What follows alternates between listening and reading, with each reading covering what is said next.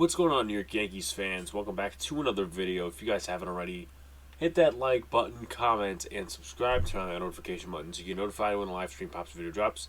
Obviously, different setting than you guys are used to, but same sort of topics. Very happy about the win against the Philadelphia Phillies. In both games, we are heading to Boston on a good note. Even though the bullpen was in high usage for this series, I really feel good about this team, the way the young guys are playing, and the way they are being used as well. So, obviously, the last two series off of the All-Star break, the Yankees are possibly turning a corner. You know, we have to see against the Rays and against the Red Sox if they continue that. But for right now, it looks really good. But let's quickly get into the stuff. Obviously, there was only two games, but once again, it was a sweep. We swept the Phillies. Now we get to crush one of their helmets because the Philly Fanatic crushed ours, and then they swept us. Obviously, now the season series is now tied, 2 games apiece. So with that being said, I didn't watch much of the first game. The second game I saw in most of its entirety. I saw tidbits of the first game. I did miss some key events, though, like someone hitting their first Major League home run that I'm not going to mention right now. I'll leave that at the end, even though some of you guys already know who hit their first Major League home run. Digital Mahi was scratched due to the stomach bug. It was actually a pretty weird setting. They didn't have Hoyjun Park in. They put Rob Brantley in at first base, his first career game at first base. I don't believe he made any errors, but that was just a weird setting. You had Brett Gardner at the top of the lineup for the first time in at least a year, 2 years, something like that. So that was interesting to see. But Domingo Germán started off well. He struck out Bryce Harper and Andrew McCutchen in the first inning. Then an inning later, he gives up a towering shot to Rhys Hoskins. Phillies take the lead 1-0. Then in the third inning, Greg Allen, he comes alive again. A triple to right field. Then Estevan Florial grounds out his first Major League RBI. Game is tied at 1 from there. Fourth inning, Ronald Torres gets back at the Yankees once again. Doubles to left field. Phillies take back the lead 2-1. Then in the fourth inning, in the bottom half, the Phillies escape the jam.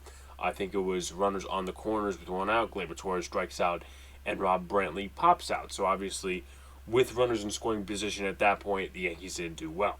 Then in the fifth inning, Greg Allen walked. He stole second base, advanced to third on a pop fly, and then scores on a Didi throwing error. Tyler Wade lined out. Didi tried picking off Greg Allen at third, didn't work. Torres, I believe, was the third baseman, so he didn't get the ball. Greg Allen scores with his speed. It's tied at 2. Next hitter, Brett Gardner. He launches one into right field. It's 3-2 at that point in the fifth. In the sixth inning, another home run. Gary Sanchez. I think it was actually close to the leadoff, if I'm not mistaken, because you had Stanton, and then I think you had Odor, and then Sanchez. So it was the top of the lineup really producing for the Yankees in this first game. So Gary Sanchez, once again, towering shot. Loved the bat fanatics and stuff like that. Just dropped the bat and he knew it was gone. Everybody knew it was gone. So after that, the Phillies got themselves in some trouble. They took Nola out. Jose Alvarado was on the mound. He evaded more sixth inning trouble by getting a double play. So obviously that was good for him. There was bases loaded and 1 out. So unfortunately, at that point, the Yankees could not score with runners in scoring position, but they were doing the basic solo shots. At that point in the game, Chad Green evaded a 7th inning jam. I think that was also done on a double play. Actually, no, that was the 8th inning, but Chad Green struck out the last hitter. I think it was McCutchen or somebody else in the 7th inning to evade that jam. Giancarlo Stanton put one in the left field seats. It's 5-2 after the 7th. Then Gene Segura plates one with an RBI single off Zach Britton. He's been struggling as of late to try to get out of innings and stuff like that. He struggled tonight. It's being recorded on the Wednesday. With that being said, it was 5-3. He got out of the jam with the double play. Then Estevan Florial hits his first Major League home run. Unfortunately, I missed that, but I feel like I knew it was going to happen in some way of my mind. I'm like, why do I feel like Estevan Florial is going to hit his first home run tonight? I'm going to miss it. Well, I missed it. With that being said, Andrew McCutchen took Chap for a ride. It was a solo shot to left field, but the Phillies could not score more from there. With that being said, Yankees won by a score 6-4. Sessa got the win because Germán could not finish through 5. Germán A total of 4 innings pitched, 3 hits, 2 earned runs, 3 walks, 5 Ks, 4.71 ERA. Sessa got the win, his third win on the season. 1.1 innings pitched, 2 walks and a strikeout. Ludge, his third hold, 2 hits, 1 inning pitched, and 1 strikeout and a walk. 2 strikeouts, a walk, and .2 innings pitched for Chad Green, his 13th hold.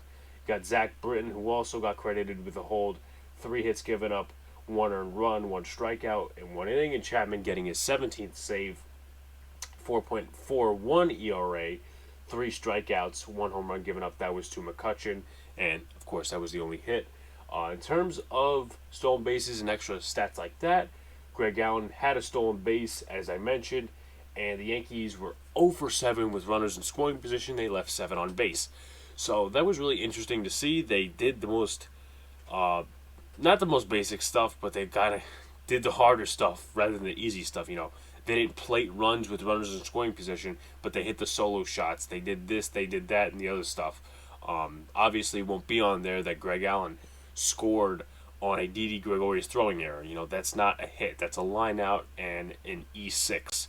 So, obviously, a good win for the Yankees. They took advantage of Nola, and then in the later innings, they just kept pouring it on with the power, which, once again, small ball and power, it works. The analytic bugs don't want to think that, but it's true. You mix in the power of Gary Sanchez, Stanton, whoever, and then you mix it in with the small ball of Greg Allen, whoever, and I think Ruben Odor actually had a bunt single. If not, I'm wrong, but with that being said, it works. Small ball and, the power. That's how you win games. And I'm pretty sure, in my opinion, from what I saw watching the series, that's how they won the series overall. Over a manager who wasn't really that much analytic based as their current manager. So with that being said, let's move to Game 2, which was more interesting. It was a closer game. Alex-GajovichProtich was assigned to start, and I found this out actually when Game 1 was going on, or it was actually before Game 1. I'm like, this has to be a joke. He's basically Garrett Cole's twin, lesser talented, lesser known twin, if we want to make comparisons or whatever. But it was really weird the way they selected his contract, because they sent down and outrighted Hoyjun Park, which I didn't think was right. But, it is what it is. We can't do anything about it. We're just fans. Alex-GajovichProtich, that's his name, or Wojciechowski. Sorry if I butcher your name, but with that being said, he gave up first pitch, solo shot to Gene Segura. But what really got me was that he struck out some really big bats in the first inning. Realmuto, Bryce Harper, and Rhys Hoskins. And then in the second inning, he walked the first 2. Then he worked out of the jam. I think he had like 46, 47 pitches at that point, really high pitch count. Then in the third inning, Bryce Harper doubled. JT Realmuto scores. 2-0 Phillies. Then in the fourth inning, the Yankees got on the board with a Gleyber-Torres opposite field home run. Then Greg Allen had an RBI double. Gardner scores 2-2. Then a double steal the same inning. Greg Allen, and I believe it was somebody else. Let me real quickly take a look. It wasn't Florial. It was Tyler Wade. I'm pretty sure it was. It was Tyler Wade and Greg Allen both stealing. Double steal. That's, a lot of people don't know what a double steal is, jokingly enough. But that's kind of making the comparison. It's kind of saying, the younger generation does not believe in that because they think it's just for old people. No. The double steal works. Once again, small ball and power work fine. That's how you should build a championship team, but a lot of people don't believe in that. With that being said, Estevan Florial in the 7th inning, we're skipping all the way to there, hit an opposite field single in the infield. I thought he should have went for second, honestly, but good that he didn't get caught in a rundown or base running error. But once again, this is why I'm doing a recap and not being a coach on the field, With that being said, Giancarlo Stanton single to right. Florial scored. It was 3-2. Ruben Odor, I've been very critical of him. I even said in my trade deadline video they should consider trading him. He's been great the last couple of games. When he hit that ball just right on the inside and just drove it, I'm like, that ball is gone. So it was 5-2 at that point. And then the 8th inning kind of was very stressful. Very stressful for the Yankees. Very stressful for fans watching. Good for Philly fans, obviously. Not good for Mets fans, because I know a lot of Mets fans were counting on us. and obviously they got what they wanted. It was very stressful. Zach Britton, Nick Nelson could not work out of the jams. It was one depending on the other, stuff like that. Nick Nelson, I think, came in with like one out, and he didn't do the greatest of jobs. Zach Britton struggled in the eighth inning. Yeah, only got one out. Then Luke Williams singles. Phillies within one. It was a two-run single. 5-4. Then Nelson throws one at the backstop. Runners advance 5-5. Luckily, no runs were scored after that. Yankees could not get anything done in the eighth inning. Then after a walk, the Yankees got a key pickoff with Rhys Hoskins. I don't know why he was stealing. I don't know who decided that, but Hoskins, from what I know, is not the speed type. He's the power type. I don't know why you would let him steal. But Chapman, for once he didn't airmail Chris Gittens, they got him in a pickoff. Good job. I'm pretty sure the Yankees bench actually notioned to him, hey, he's going to second. So obviously that is a good pickup by Aroldis Chapman and the Yankees on the field. Good defensive play, good pickup, routine baseball right there. So with that being said, in the ninth inning, they really had a shot to score. I forget who was up. He hit a rocket to right field. LeMahieu was on first base. Brad Miller was right in position to catch the ball. Gets behind him. LeMahieu goes to third. Whoever was up, I can't think of it right now, unfortunately, goes to second. I think it was Stanton, possibly. For some reason, LeMahieu didn't score. I'm like, oh my God, this guy should have scored. Unfortunately, nothing was done, in that inning. So we had to go to extras and play by the stupid rules. The Phillies couldn't get anything done. We did a good job. Brooks Kriske did a good job. And then the bottom half, we bunted Gary Sanchez over, Gleyber Torres, and then Ryan Lamar came up, hit the walk-off base hit to right field, and series win from right there. So in terms of pitching stats, Wojciechowski didn't do that bad, but obviously you don't want him as a starter on your roster, more like the minor leagues. 4 innings pitched, 3 hits, 2 earned runs, 3 walks, 4 Ks, 1 home run, 4.50 ERA. Albert Abreu, 1.2 innings pitched, 2 walks, 1 strikeout, 1.88 ERA. Justin Wilson, 1.1 innings pitched, 1 walk, 7.94 ERA. Zach Britton, his third hold, gave up a total of 3 runs, only 2 earned though, 2 walks, 1.1 innings pitched, 8.53 ERA. Nick Nelson blew a save. I'm surprised they credit him with that, but once again, he did give up a couple of runs. 1 hit in .2 innings pitched, 2 walks, 1 strikeout. Chapman pitched in the 9th inning, 1 strikeout and 1 walk. Kriske with the win, struck out 1 in 1 inning pitched. So good night for the bullpen. Unfortunately, the last 2 days with Wojciechowski and Herman, they heavily depended on the bullpen. So that's going to be an issue going into the Boston series, knowing I don't know when the next day off the Yankees have.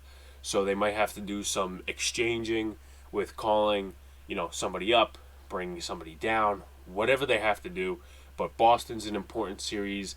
It can't just be dependent on the starting pitcher or the offense. The bullpen has to do the job too.